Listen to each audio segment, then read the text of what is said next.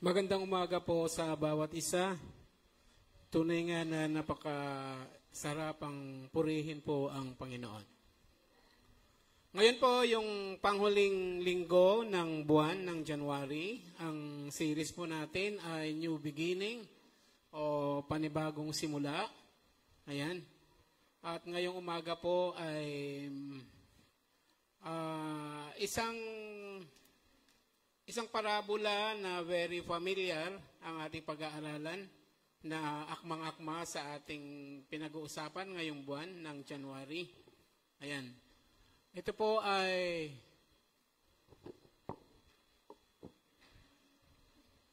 parabola ng Panginoon.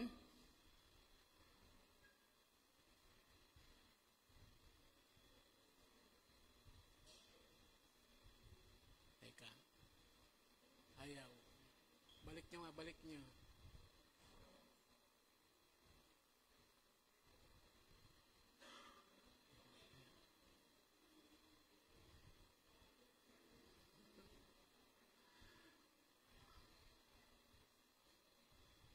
A New Beginning, The Prodigal Son.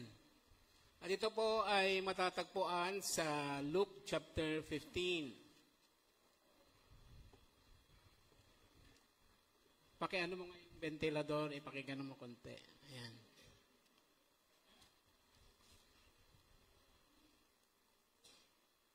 Dito lang. Hinahangin kasi itong aking. Okay. Ang background po nito, nasa chapter 1 po. Ayan, sa English. Basahin ko po, Luke chapter 15, verse 1.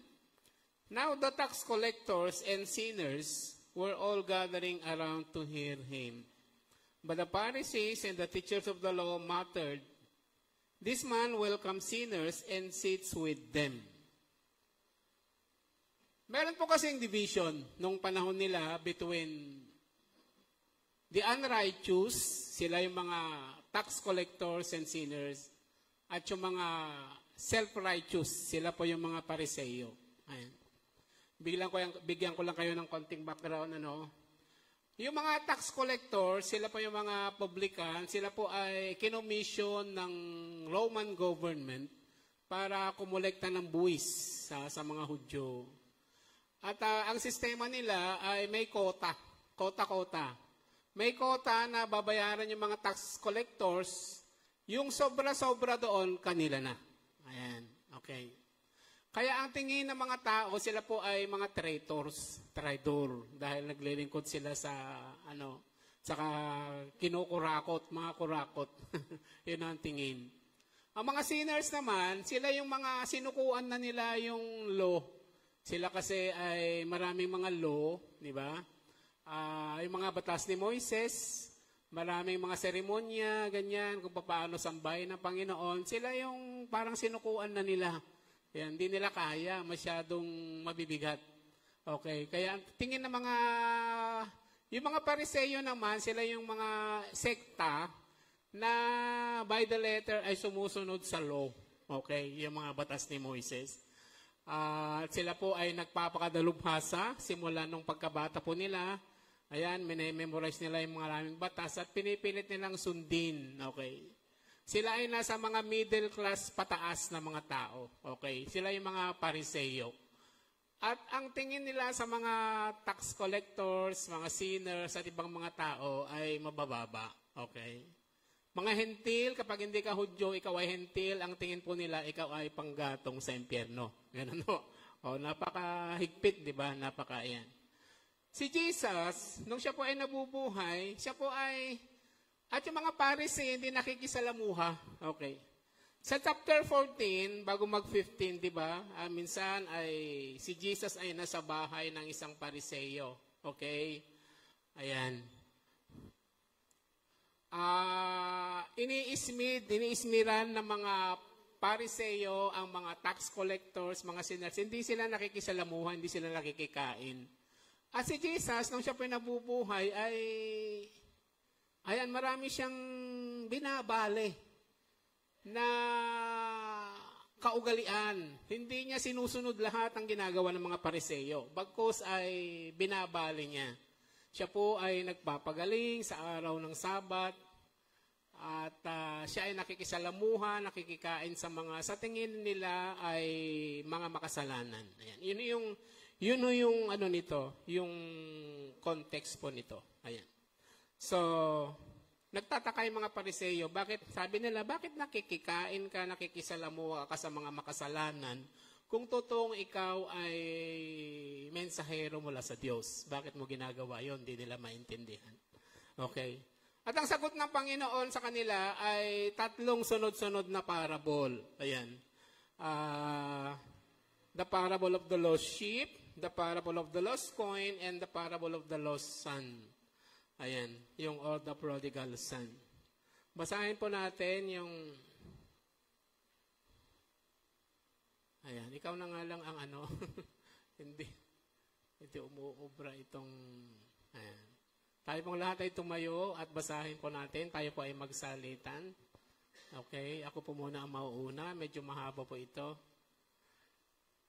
Luke chapter 15 verses 11 to 32. Nagpatuloy si Jesus sa kanyang pagkukwento. May isang ama na may 2 anak na lalaki. Salitan po tayo.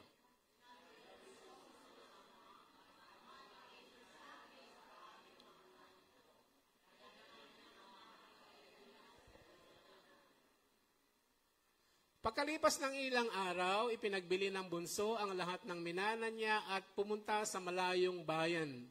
Doon niya ginastos ang lahat sa walang kwentang pamumuhay.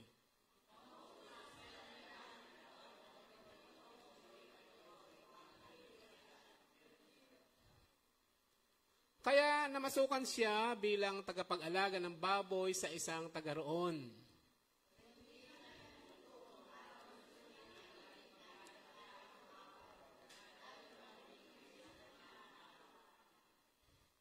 Nang mapag-isip-isip niya ang lahat, sinabi niya sa kanyang sarili, sa amin, kahit ang mga utusan ng aking ama ay may sapat na pagkain at sobra pa. Pero ako rito ay halos mamatay sa gutom.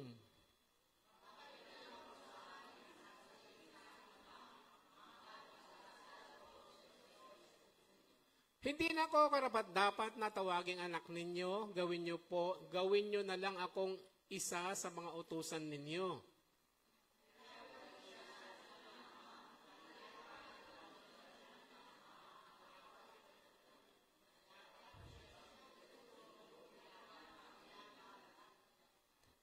Sinabi ng anak sa kanyang ama, Ama, nagkasala po ako sa Diyos at sa inyo.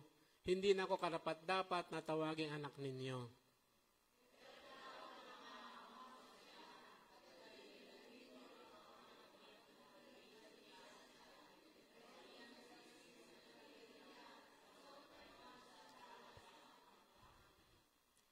At kumuha kayo ng batang baka na pinataba natin at katayin ninyo, magdiwang tayo.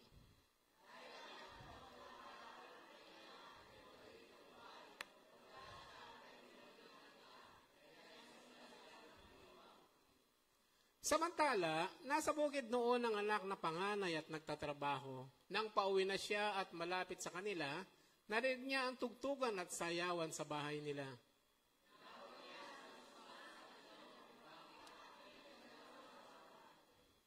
Sumagot ang utusan, dumating ang kapatid niyo, kaya ipinakate ng inyong ama ang pinatabang baka upang ihanda, dahil bumalik siyang ligtas at nasa mabuting kalagayan.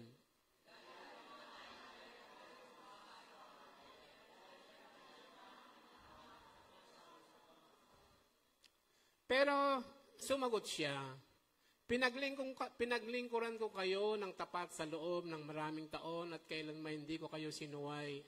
Hindi ko sinuway ang utos ninyo. Pero kahit minsan, hindi niyo ko binigyan ng kahit isang batang kambing para makapagkanda ako at makapagsaya kasama ang mga kaibigan ko.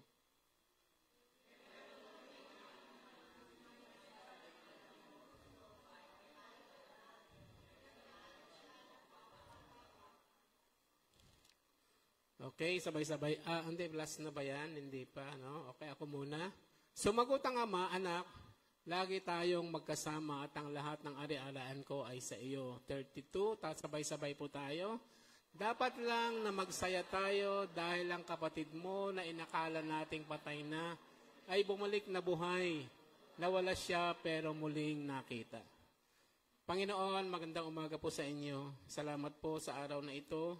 Dalangin o Diyos na naway gamitin mo ang iyong abang lingkod, itago mo ako sa iyong likuran, hugasan sa lahat ng salat, naway maging karapat-dapat na magbahagi ng salita mo. Maging kalakasan nawa ng bawat isa, Panginoon, ang mga salitang ito. Panginoon, wag mo hayaan na kami ay ligaligin ng kaaway, Panginoon. Magsugo kayo ng mga anghelo pang magmatyag at bantay sa aming paligid. Maging pagpapala ang mga salita mo sa bawat isa na narito, maging sa mga nasa online. Ito pong aming dalangin sa pangalan po ni Jesus. Amen. Makakaupo na po kayo. Maraming salamat po. Na yan.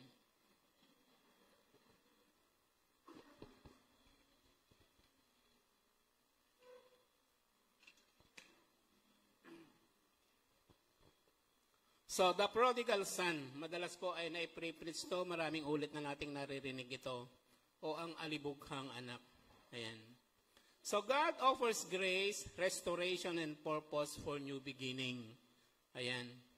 One of the most profound illustration of God's grace and love for sinners, ayan, it tells the story of a son, ayan, who rejected his father.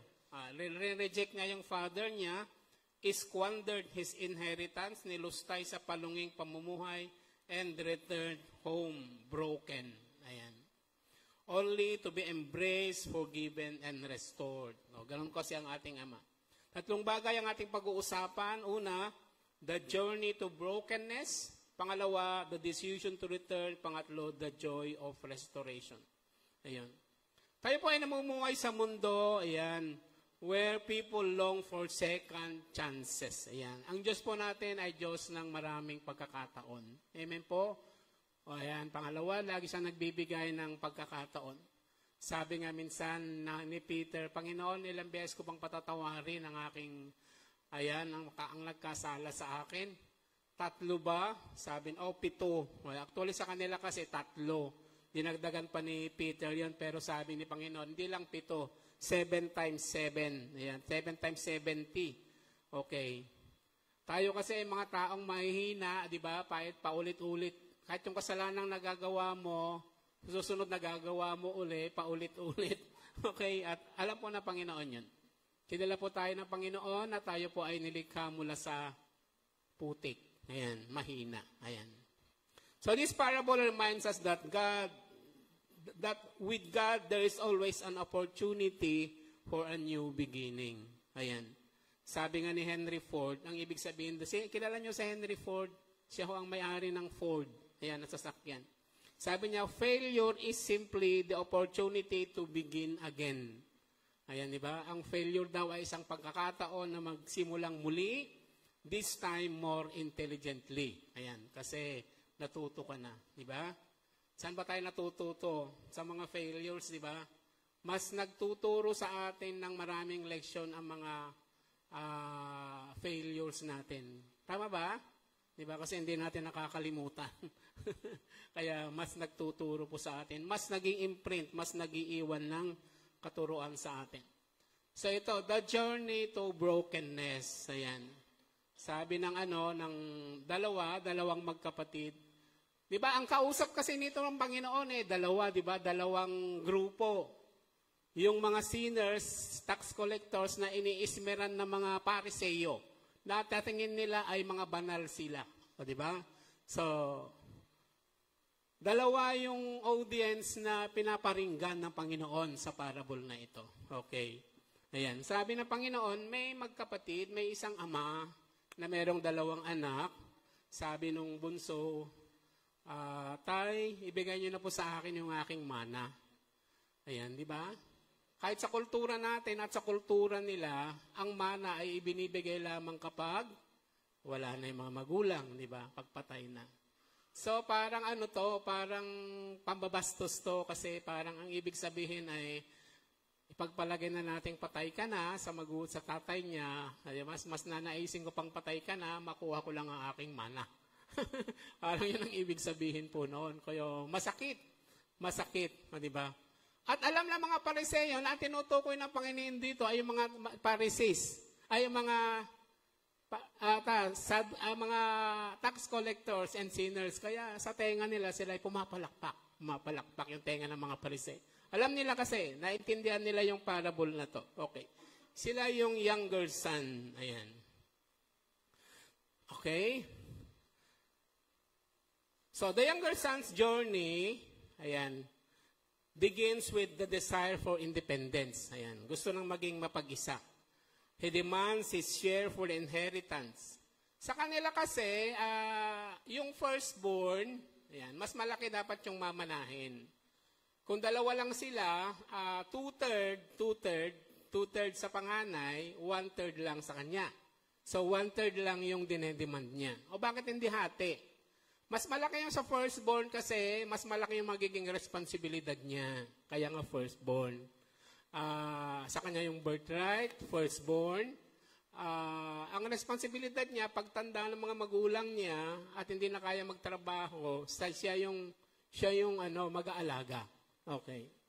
Naalala niyo si Esau saka si Jacob, di ba yung kwento nila? Bakit ayaw ni Esau yung birthright? Tinanggihan niya, di ba? Binigay niya kay Jacob ang kapalit na isang mangkok na sabaw. Naalala niya ang kwento na yan. Ayan. Bakit? Kasi ayaw niya mag-alaga sa magulang niya. yun lang ang ibig sabihin po nun. Ayan. So, yung one-third, ayan, yung tatay niya, siguro, hindi niya sinabi, bakit anak? Diba? Basta ibinigay ng tatay. Ayan. Tapos ibinenta niya. Tapos umalis siya sa kanila. Ayan. He lived home and squandered in a reckless sa palunging pamumuhay. Diba? Siyempre lalayo siya kasi sa kultura kasi nila, pag ginawa mo sa tatay mo yon, napakasalbahe mo anak. Gamitin ko yung salita ngayon. Diba? Pwede siyang tatakwil sa kanilang nayon, sa kanilang lipunan, o di kaya baka batuhin pa siya ng buhay, di ba, dahil sa kanyang ginawa. Ayan. So, yung kanyang choice eventually lead him to brokenness, di ba? Siguro marami siyang barkada, marami siyang pera, di ba? Okay, party doon, party dito, di ba? Lustay doon, lustay dito. Kaya lang sabi nga, kahit balon, natutuyo. Ayan. Natuyo. Nung natuyo na, wala na yung mga kaibigan niya. Di ba? Yung mga kaibigan niya kasi interesado lang sa kasiyahan. Di ba? Kaya, ayun. Ano nangyari sa kanya? Ayan. Mamaya pag-aralan natin. So, first sub-point po natin, the deception of independence. Ayan. Ayan, the deception. Alam nyo, hello mga kabataan, nakikinig ba kayo? Sabi ng mga magulang natin, anak, papunta ka pa lang, pabalik na ako. Tama ba? Sinasabi natin. Naranasan ko na yan, maniwala ka sa akin. Di ba? Kaya lang, ang mga ibang mga tao kasi, ibang mga kabataan, siyempre gusto nilang sa sarili nilang experience matuto. Tayong mga magulang, sinasabi natin, anak, natutunan ko na yan, maniwala ka sa akin. Di ba? Okay. Alam niyo, maraming paraan kasi para matuto po tayo. Una, yung sarili nating karanasan. Lalong-lalo na kung tumisemplang tayo, di ba? Tumisemplang tayo sa mga decision, natututo tayo. Mayroong pangalawang paraan na mas mabilis para matuto po kayo. Kaya makinig po kayo sa karanasan ng iba. Tama ba? Di ba? Kaya kung palabasa po kayo sa libro, di ba? Ayan, lalo na mo ngayon, IT na ngayon, lahat halos may cellphone, di ba? Lahat halos marunong mag-cellphone. Ayan, marami na po kayong matututunan, ang bilis na. Noong bata po ako, yung mga matatanda, hello, hanggang ngayon pa naman, yung mga matatanda, nagmamano tayo, at saka, yung last say, lagi, kapag may conversation, tatanungin nila sa matanda. Tama ba ako? Tinatanong nila kay lolo kung sino yung matanda. At yun ang kasi alam niyo kung bakit? Because of experience. Yan. Pero ngayon, dahil ang bilis na ng technology, not necessary na lahat ng sinasabi na matatanda, tama. Ngayon, kahit sinasabi ng bata, tama. Tama ba? Diba? Kasi, pero nandun pa naman yung respeto. Ayan. So, itong parable na pinag-uusapan natin, first century, na maunang century, okay, na ang matatanda ay tinitignan, tinitingala, at iginagalang. Amen? Ayan. Okay. So, the deception of independence. Ayan. He believes that freedom from his father would lead to happiness. Ayan. Nakala niya, pag wala na sa poder ng mahigpit, hindi naman mahigpit yung tatay niya. Siguro basta sabi niya, familiarity breeds contempt.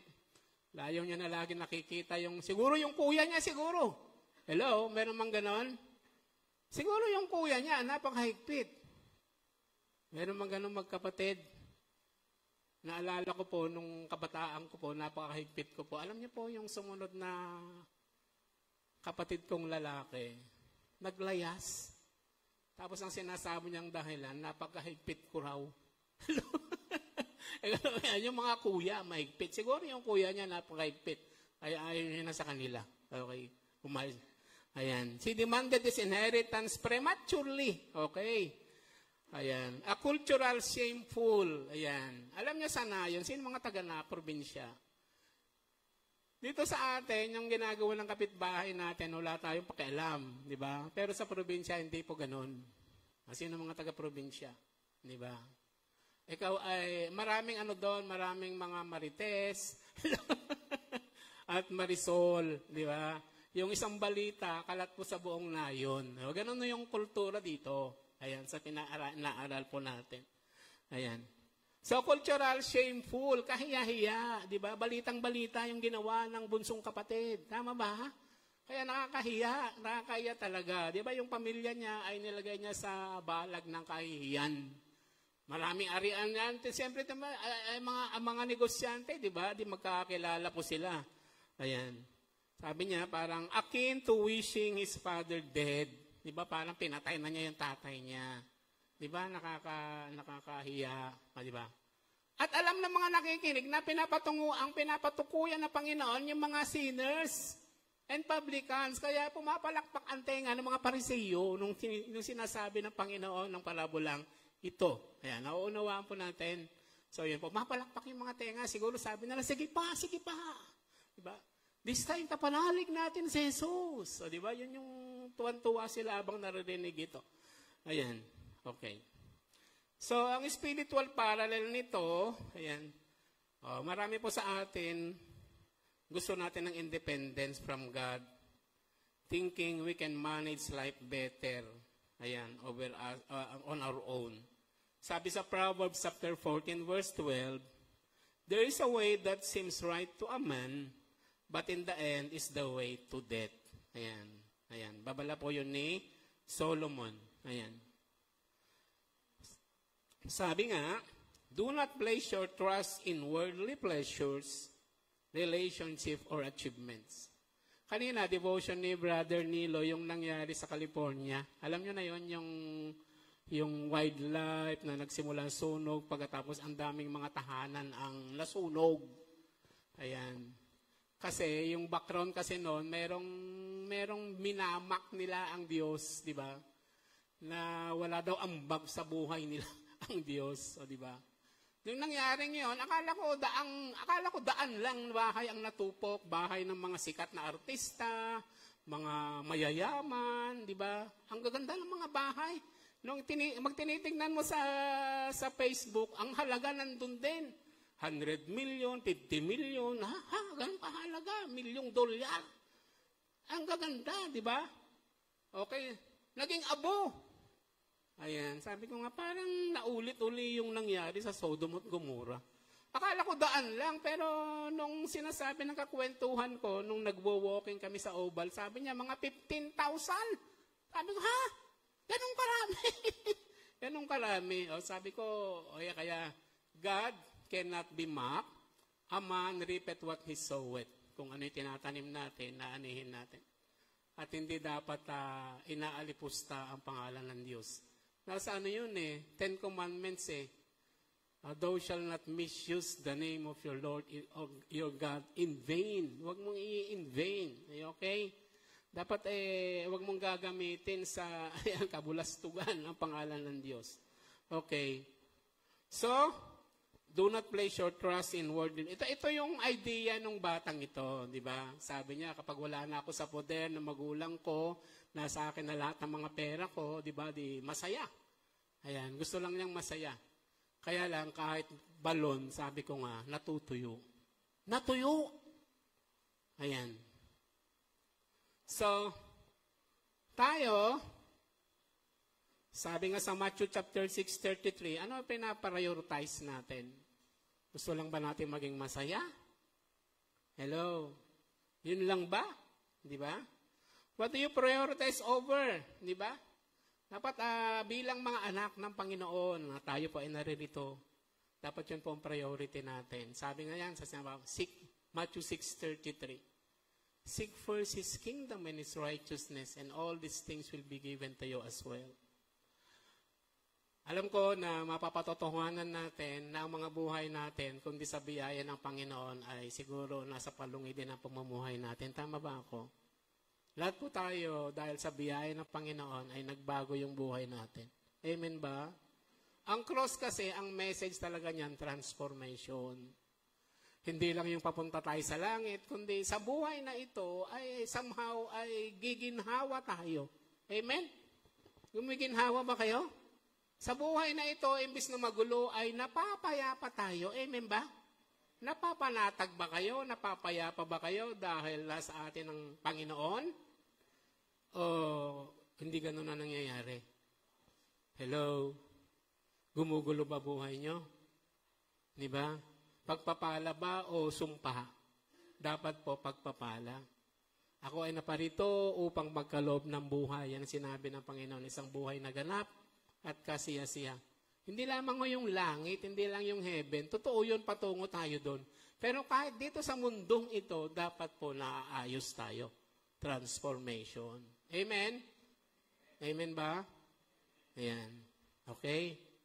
So, subpoint number 2, ayan, the reality of emptiness.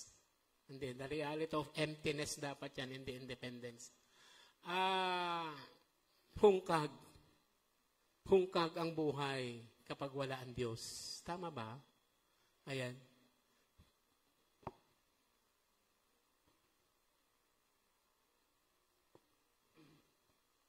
Katulad po ng lagi kong sinasabi, sabi si Thomas Aquinas po ang nagsabi na bawat tao sa kanyang puso ay merong puwang. Merong puwang. Na pinipilit punuan ng tao ng maraming bagay. Pamamagit yung iba, sports, yung iba gusto pumasok sa politika, pag nakilala, pag yumaman, pag naging powerful, akala nila, okay na. Pero sabi niya, yung puwang na yun, ang nakakapuno nun, Diyos lang. Hanggat hindi mo natatagpuan yon, ang buhay mo, ano pa rin, hungkag pa rin. Di ba? Kaya maraming mga mayayaman na marami pa rin tanong sa buhay. Di ba? Ang tanging sasagot lang talaga sa katanungan mo, Diyos lang. Amen? Kasi siya yung may akda ng buhay natin. Kaya yung tamang tanong, tamang sagot sa yung tanong, Diyos lang. Amen? Ayan, okay.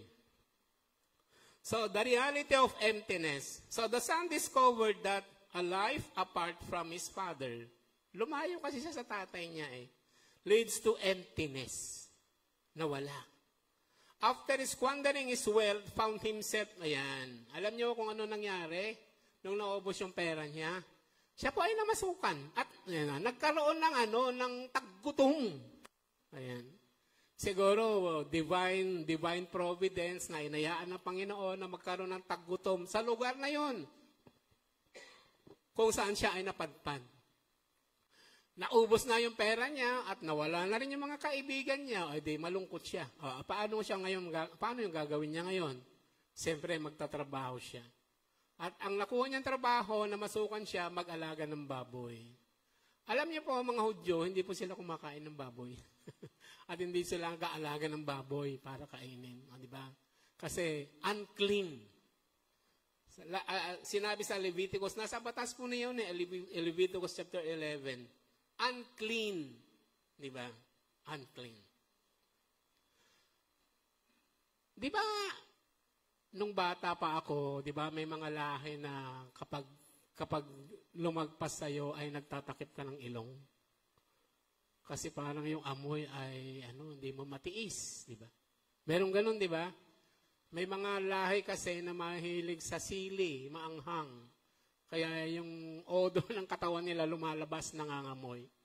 Alam nyo ba na the feeling is mutual sa mga taong kumakain ng baboy?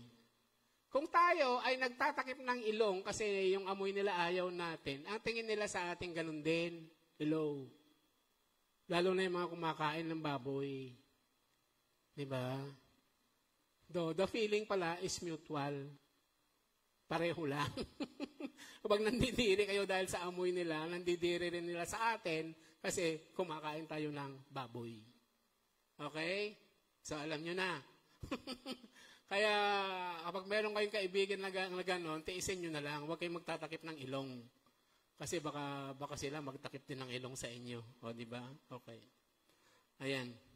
So, siya ay nagpapakain ng baboy. Okay? Yung nakakahayang gawain, nandun siya. At walang magbigay ng pagkain sa kanya. Kasi ang pagkain ng mga baboy ng mga prutas, kahit yung pagkain ng baboy, gusto niyang kainin. Kaya lang siya, bilang yan, hindi mo pwedeng kainin yan, di ba? Gusto niyang kainin. Ayan. So, yun ang reality ng emptiness. Ayan. So, yung pagpapakain at pag-aalaga ng baboy ay, it symbolizes the lowest form of humiliation, kahihiyan. Yun po yung kanyang dinanas. Ayan. Okay. Alam niyo po, when we stray from God, kapag lumalayo po tayo sa Diyos, we will experience spiritual famine. Hello. Sabi nga, gusto mo bang i-squander? Gusto mo bang sirain ang buhay Kristiyano mo? Madali lang. Huwag kang magbasa ng Bible, huwag kang mag-pray, huwag kang mag-church. Di ba? Di ba? Okay. Ganun lang. Ayan. Wag natin gawin yun. Gawin natin yung opposite. Ayan. Para wag nating maranasan yung spiritual famine. Okay. Last week, nagkaroon po tayo ng prayer and fasting. Ayan, maraming salamat sa lahat po ng nakibahagi. Pagpalain po kayo ng Panginoon. Ayan. May mga nakikita akong mukha na hinang-hina. Sabi nung MC, malapit na, kakain na tayo. O, di ba? Ayan, okay. Ayan. Ganon din po yun. Kapag hindi natin pinapakain ng mga spiritual lives po natin, manghihina po tayo. Amen. Ayan. So the things we once thought would satisfy us, katulad ng batang ito, akala niya sasaya siya pag malayo na sa kanyang tatay. Ayan. It was broken and empty. Ayan. At yun po yung maganda. Kasi nung broken siya at empty siya, nakapag-isip-isip siya. Ayan. So, binasa po natin, we come to the point number 2. Ayan. The decision to return. Siya daw ay babalik. Okay? Turning point. Yun po ang kanyang turning point na tinatawag. Alam niyo po, bawat isa po sa atin, bago nakakilala sa Panginoon, ay merong tinatawag na turning point. Ayan. Amen? Okay. Ako po ang turning point po nung may nangyari kasi sa buhay ko nung kabataan po ako. Umalis ako sa amin, nagpatuloy ako sa pag-aaral dito kasi hindi maganda yung nangyari nung kabataan ko. O di ba? Pagpunta ko sa Manila, di ba? May mga isang grupo na Campus Crusade for Christ na sa UE kasi Caloocan, mayroong malaking quadrangle sa gitna. Sino nakapasok doon? Ayan, nakikita ko yung mga Campus Crusade for Christ, ang pangalan nila, nagsisirkel sila, nagfe-fellowship sila, nagkakantahan sila, nagpapalakpakan. Sabi ko, ano bang ginagawa ng mga taong to? Tapos, yung isa sa kanila ay klasiko. Ayan, si Bernardo Tan. Ayan, at sineseran niya ako. Nung una, nagre-resist ako, pero later on, napagtanto ko na tama yung mga sinasabi niya. At tama-tama po, yung tinitiran naming tahanan, yung sa drawer po nun, paggugod ko, merong Bible. Na ang version ay napaka-simple, the greatest of love version, New Testament lang. Pagkatapos nung binabasa ko yung Bible, nung una, sabi ko, bakit buhay ko to? Bakit buhay ko yung nababasa ko? Parang nangungusap sa akin yung Bible. Buhay ko yung nababasa ko. Diba? Yung habang binabasa ko. Okay. Tapos later on, patuloy yung discussion namin, sinaysera niya pagkatapos dumating yung time na isinuko ko ang buhay ko sa Panginoon. Tinanggap ko siya bilang Panginoon sa sariling tagapagligtas. Puro negative ang thoughts ko noon. Tapos later on, dahan-dahan, di ba? Meron pa akong librong binabasa na Norman Vincent Peale, The Power of Positive Thinking. Tapos memorize ko yung Psalm chapter 23. The Lord is my shepherd, mga ganon, di ba? Unti-unti ako po ay lumago sa pananampalataya. Meron akong turning point bago ko nakilala ang Panginoon. Amen. Bawat isa po sa atin, merong ganon. Amen? Turning point. Yung sukdulan na siguro problema, financial problem, relationship problem, ano man yan. Di ba? Kahit ang pamilya mo ay Kristiyano na. O di ba? May mga ganun kasi sa atin. Lumaki ka sa church, lumaki ka sa Sunday school, di ba? Pero kapag nasa labas, hindi pala, nagwawala ka rin. Tama? Di ba? Okay. Nagkakaroon sila ng turning point. May mga ganun kasi, mga lumaki sa church, gusto nila maranasan yung buhay nagwawala. Di ba? Anak ng pastor, anak ng evangelista, pero tumotoma. Ayan, ganon. Siguro kapiparin ng mga magulang na-realize niya, yun yung kanyang turning point. Ayan. Hindi ko alam mga turning point ninyo, pero yun o sabi nila, yung mga totoong tumatanggap sa Panginoon ay nararanasan ang salitang turning point. Ayan. The turning point in the parable, ayan, yung son's realization of his condition, ayan. Kaya nag-decision siya na bumalik kasi gutom, patay po siya. Ayan. Hindi niya siya makapagtiis. Sabi niya, sa tahanan ng aking ama, ang mga alila ay labis-labis ang pagkain. Samantalang ako ay namamatay sa gutom. Kahit pagkain ng baboy ay walang magbigay sa akin. Di ba? Ayan. Sa decision po natin, dapat tumindig siya at nagsimula siyang maglakad pa uwi sa kanila. Amen. So when he came to his senses, ayan, Luke chapter 15:17. So the son recognized that his father's servants were better off than him sa kanyang condition. Yan. So, alam niyo po,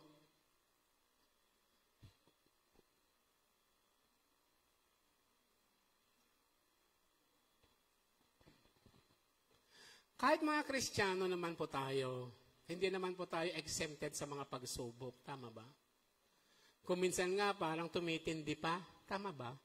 Parang nag-a-aggravate. Di ba? Parang, parang ako nung batang Christian. Sabi ko, Panginoon, alam ko na kayo po ay matuwid, kayo po ay banal, at lahat po na tinuturo ninyo, na nababasa ko sa mga salita ninyo ay tama. Kaya lang, hirap na hirap po ako. Diba? Mayroon kasi kong struggle, diba, ng isang kabataan.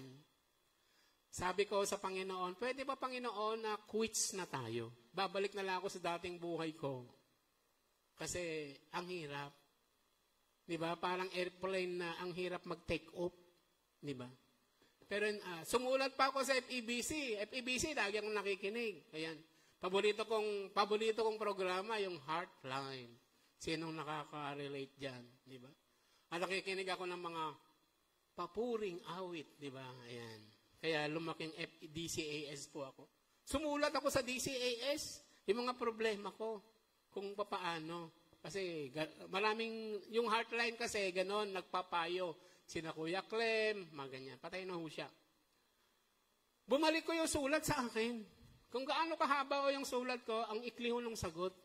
Ang sabi mo ng sagot, continue reading your Bible every day. Yun ang sagot sa sulat ko. Sabi ko, ganun lang. Ay ko, ginawa ko naman. Ayan. Sa biyaya ng Panginoon, lumago naman po. Amen? Ayun po. Alam nyo, kahit po mga Kristiyano na po tayo, hindi naman tayo exempted sa mga pagsubok. Tama? Sabi ko nga palagi, kapatid, huwag mong dibdibin. Tuhurin. Sabihin mo sa katabi mo, huwag mong dibdibin, tuhurin mo. Amen? Wala pa ba akong nabasa na lumapit sa Panginoon, lagi ko itong sinasabi, na tinalikuran ng Panginoon. Wala pa po. Wala pa sa kanya salita. Sabi ko nga, meron lang akong nabasa yung Syrophoenician women na humihingi ng tulong at ang sagot ng Panginoon, hindi ibinibigay sa mga aso. Tinawag ng Panginoong yung babaeng aso. Kasi normal pala yun. Mga Hudyo, tawag nila sa mga entil, haso. Diba? Sabi ko nga kanina, tingin nila sa mga hentil, panggatong sa impyerno. Ganon. Ang Panginoon, tinawag niya yung babaeng aso. Panginoon, ha? Pero sumagot yung babae. Sabi niya, kahit mumu na nalalaglag sa paglangkainan ay pinupulot ng mga aso. Ibig sabihin, kahit mumu na ibigay mo, Panginoon, okay na ako. Ano ginawa ng Panginoon, di ba? Kinomen niya, di ba? Pinuri niya yung babae, di ba? Hindi pa ako nakakita na ganitong pananampalataya. Kaya, your wish is granted. Di ba? Hindi siya tinalikuran, hindi siya sinungitan ng Panginoon. At marami pong instance, yan, gumagawa po ang himala ng Panginoon. Si Jairus, di ba? Si Jairus. Mamamatay na yung anak niya. Naglakbay siya na malayo at sabi niya, Panginoon, pwede mo puntahan yung kaisa-isa kong anak dahil namamatay na. Tapos habang nag-uusap sila, mayroon namang babae na 12 years nang dinudugo. Nasabi niya, mahawakan ko lang yung laylayan na igagaling ako. Tapos hinawakan niya, gumaling siya. Tapos habang nag-uusap sila na Panginoon, mayroong mensahero galing sa tahanan ni Jairo. Sabi, huwag mo nang gambalain yung guro dahil ang anak mo patay na. Hello? Ako, nung maliliit pa yung mga anak ko, kapag sila ay may sakit, ako yung hindi makatulog. Hello? Hindi mapakali. Kahit ngayon, kapag sila ay may mga sakit o problema, ako na magulang nila, yung nababalisa. Hello? Sino ang mga ganon?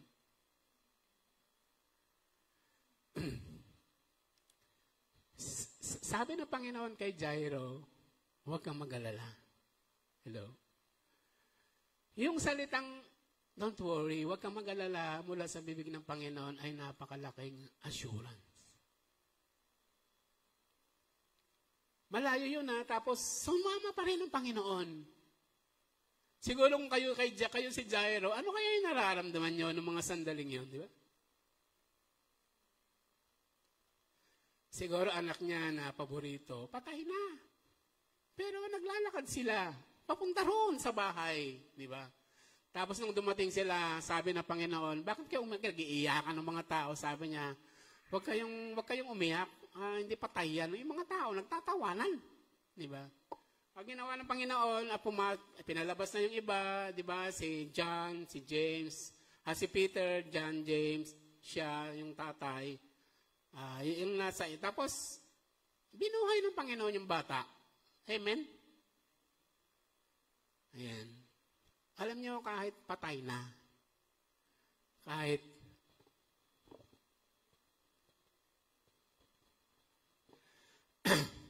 kahit mukhang wala ng pag-asa, kahit mukhang wala ng solusyon, pag dinulog natin sa Panginoon, may solusyon.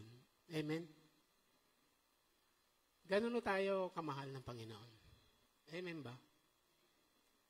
Kaya kapatid, huwag mong dibdibin. Tuhurin mo. Yun na lang ang time ko. No? Number 1 pa lang ako. Ayan. Okay. So, the decision to return. Ayan.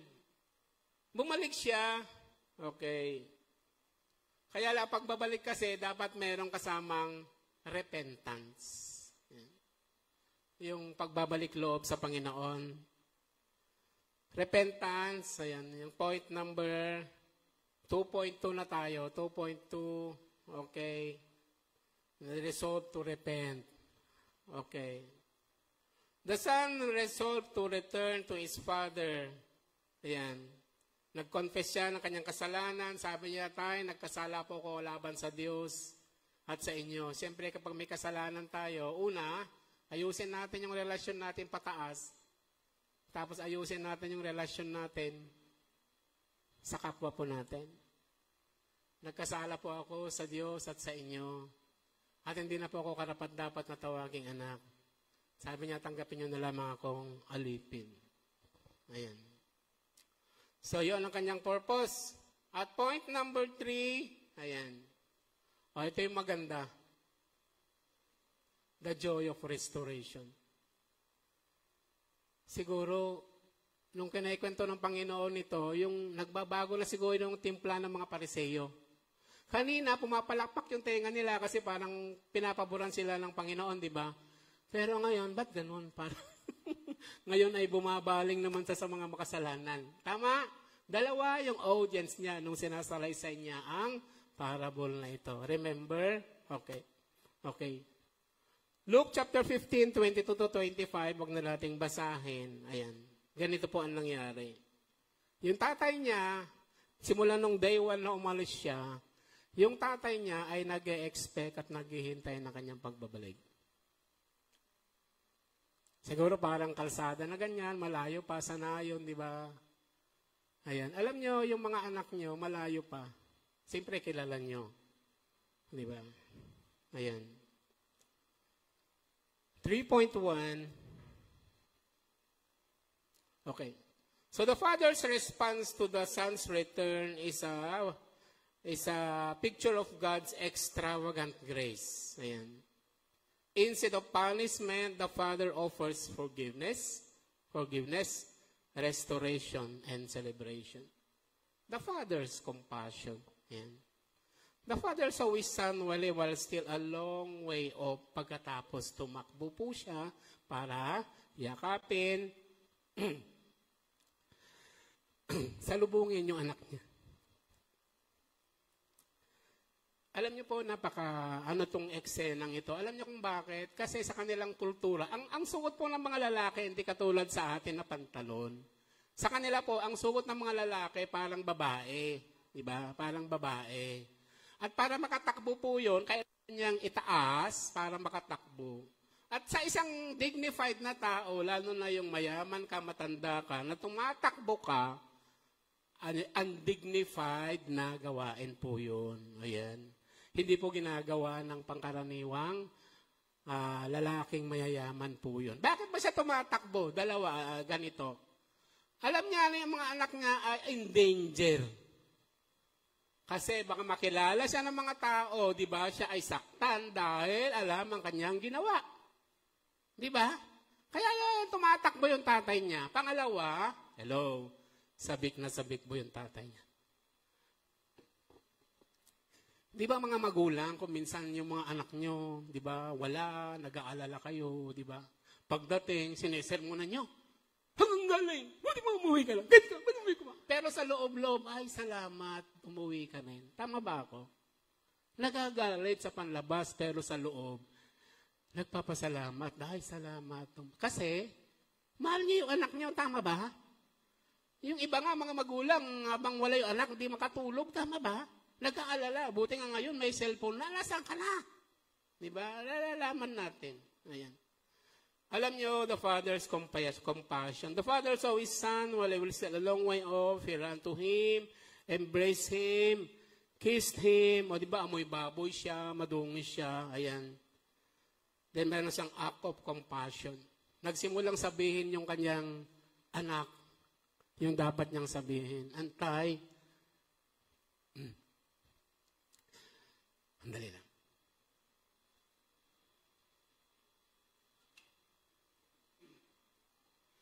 Sabi niya, Tay, patawarin niyo po ako. Nagkasala po ako sa Diyos at sa inyo. Hindi na po ako karapat-dapat tawaging anak. Alam niyo, yung tatay, hindi po naririnig yung kanya sinasabi. Hindi naririnig. Basta sabi niya, madali! Ayan. Inuutusan niya yung mga utusan. Siguro abang tumatakbo siya, sumusunod din sa kanya para alalayan siya.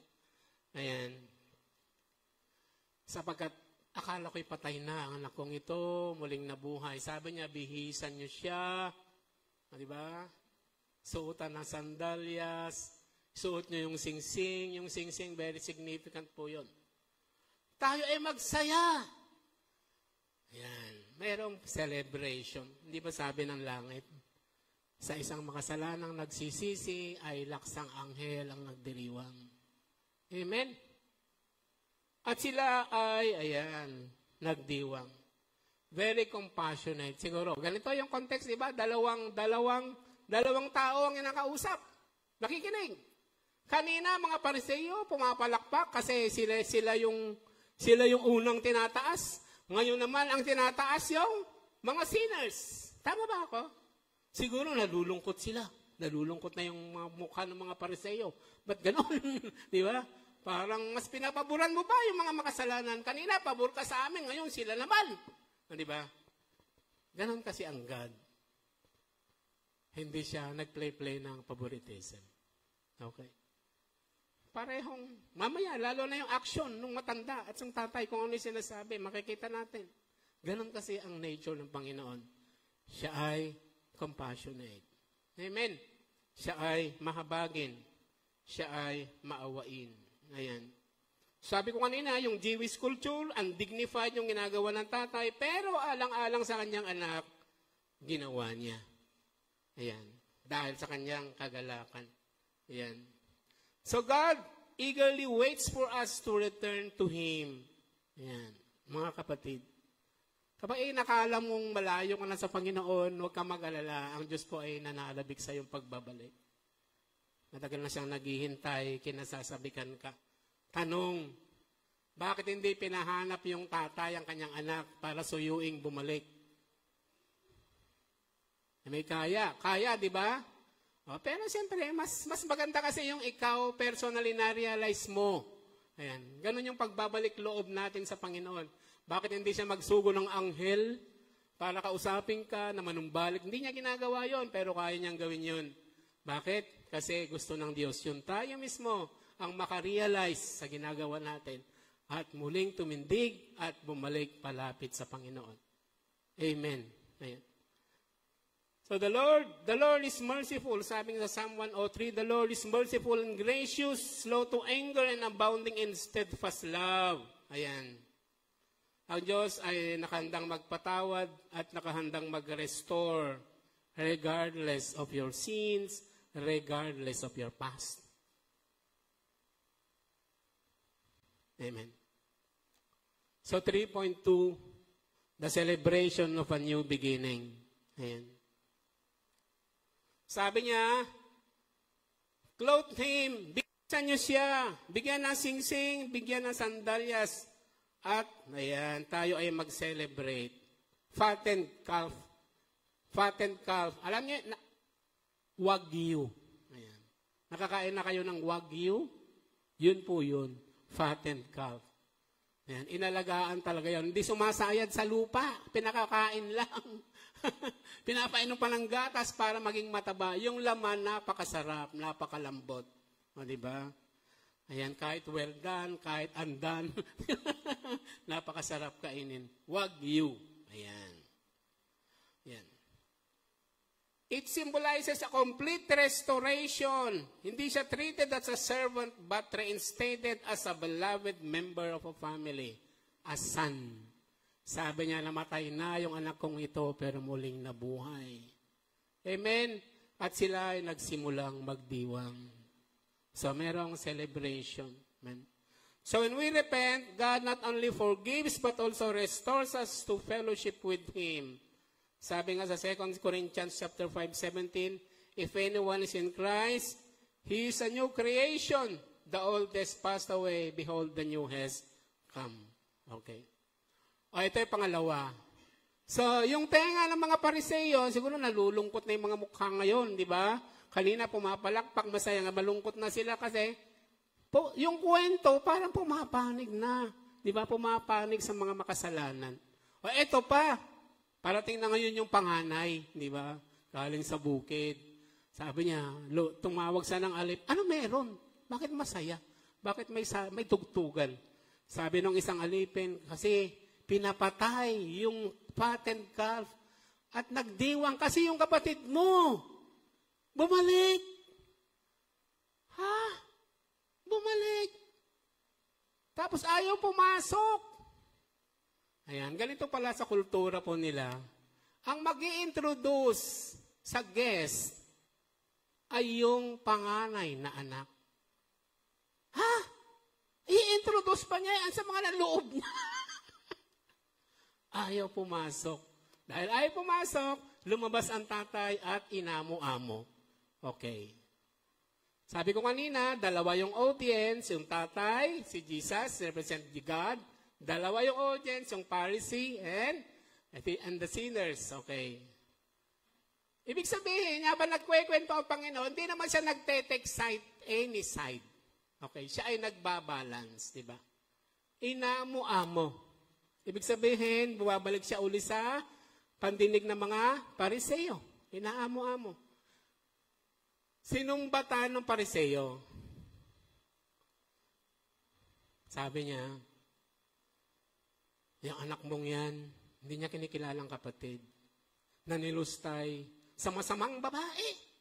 Wala tayong nabasang ganun, di ba? Imagination niya. O, gina-aggravate niya yung situation. Para yung tatay niya, pumanig sa kanya, maniwala sa kanya. Tama, nakukuha niyo? Tapos, nung bumalik, pinagpatay niyo ba yung pinatabangguya? Pagkatapos ako, nagsilbi ako ng mahabang panahon, tapat ako sa inyo. Di ba? Kahit kambing na maliit, hindi mo lang ako binigyan para magkasiyahan kami ng aking mga kaibigan. Ano sabi ng tatay niya? Anak, lagi kitang kapiling. Ang lahat ng akin ay iyo. Pero ngayon, yung kapatid mo, di ba? Tayo dapat magdiwang kasi namatay, muling nabuhay. Ayan. Ibig sabihin, hindi naman dinadaw na actually yung mga Pariseo. Alam niyo kung bakit? Hindi ma-realize ng mga Pariseo na sila man, katulad ng bunsong kapatid, kailangan magsisi kasi sila man ay makasalanan. Tayo pong lahat ay makasalanan. Amen? Okay. Yung older brother represents yung mga Pharisees or workers of the church. Makinig po kayo. Na akala natin, pag tayo nasa church, naglisilbi, okay, tapat sa paglilingkod, di ba? Wala tayong sinusuway, ang pabor ng Diyos ay nasa atin. Hindi natin naalala kung minsan tayong lahat, nasa labas man, nasa loob man, ay makasalanan na nangangailangan ng grasya ng Panginoon. Amen? Yun po ang ibig sabihin ng parable. Okay, inamo-amo. Ayan. Kaya lang, ayaw pumasok. Sabi nga nila, dati, nung una, yung bunsong kapatid ang nasa labas, ngayon nasa loob na, ngayon naman, yung panganay na kapatid ang nasa labas at wala sa loob. Okay? Ayan. Bakit nagtapos yung sa ganong kwento? Di ba? But sabi ng tatay sa 32, but we have to celebrate and be glad because this brother of yours was dead and is alive again. He was lost and is found. Period. Wala. Ano nangyari? Tama. Hindi parang kwento na dapat pumasok pagkatapos parang fairy tale na kwento and they live happily ever after. Ganun dapat parang maganda yung kwento, di ba? Alam niyo kung bakit?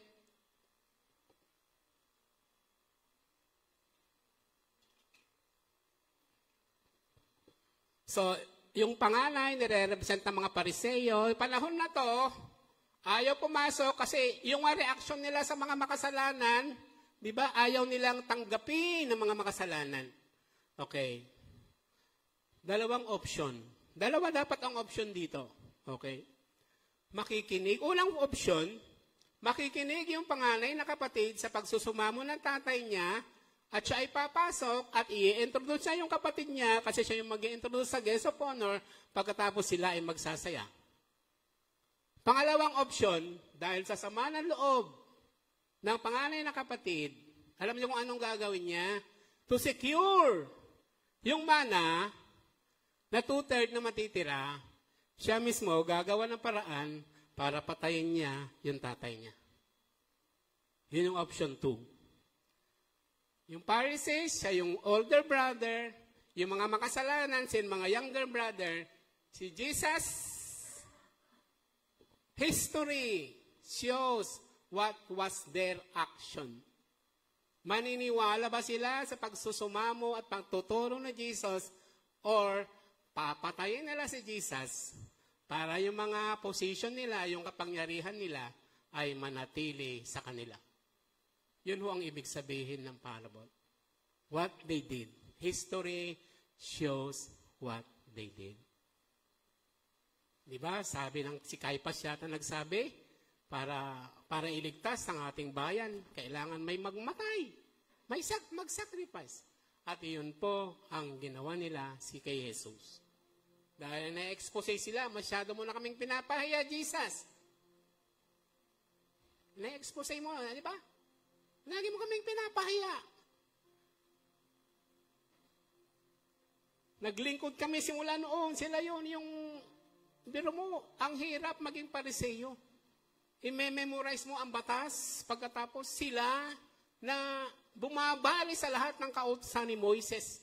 Siya pa yung mahal mo, nakikisalamuha ka, nakikain ka sa kanila. Kailangan ka nang mawala sa eksena. Amen? Iyon po ang ginawa nila. So, new beginning. Ayan, the prodigal son. Marami po sa atin, hindi ko alam kung saan kayo naka-align. Tatlo po yung personality dito. Saan ka ba nakikisimpatya? Nung bata akong Christian, nung mabasa ko yung parable na to, hindi ko pa maunawaan, nakikisimpatya ako sa damdamin ng panganay na anak. Sabi ko, bakit? Tama naman siya. Yun po, nung bata akong Christian. Pero hindi nagtagal na unawaan ko. Hello. Dapat, hanggang nagtatagal ka ng Kristiyano, alam niyo kung kanino ka dapat nakikisimpatya? Sa puso ng Ama. Amen. Ganun po dapat tayo. Sa mga anak natin, sa kapwa natin, meron tayong love, meron tayong compassion. Amen. Doon po dapat tayo makisimpatya kapag tayo'y malago na. Kapatid, pero kung sa ngayon, landong ka sa bunso, wala namang problema. Basta gayahin mo yung ginawa ng bunso, na-realize mo kung nasan ka, at nanumbalik loob ka sa pag-ibig na Ama. Pero kung ikaw naman ay nasa panganay na parang ay ang sama-sama ng loob mo, kapatid, katulad ka rin ng bunsong anak. Kahit na malapit ka sa tingin mo, seryoso ka sa pagsisilbi, marami ka ng alam sa Bible. Hindi po garantiya yon. Isa ka ring makasalanan na nangangailangan ng grasya ng Panginoon. Yan po ang ibig sabihin ng parable. Tayo pong lahat ay tumayo.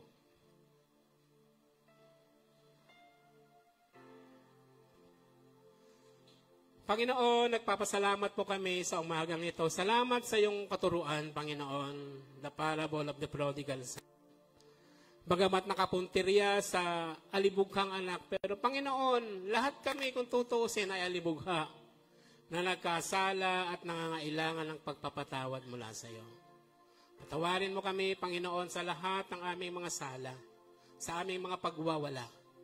Lord, kami nanunumbalik loob sa iyo. Bigyan mo kami ng panibagong panimula, panibagong pananaw, alab ng pananampalataya. Panginoon, hangad namin na kami ay lumago, hangad namin na kami ay matutong magmahal katulad ng Ama. Lord, na umuunawa sa lahat ng tao, nagmamahal at umaabot sa lahat ng tao. Bigyan mo kami ng pag-ibig katulad mo, Panginoon. Salamat po sa araw na to, salamat sa mga salita mo, pagpalain mo ang iyong mga anak, maging sa mga nasa online. Pinupuri ka namin, Panginoon, pinasalamatan. Sa pangalan po ni Jesus. Amen at amen. Palakpakan po natin ang ating Panginoon.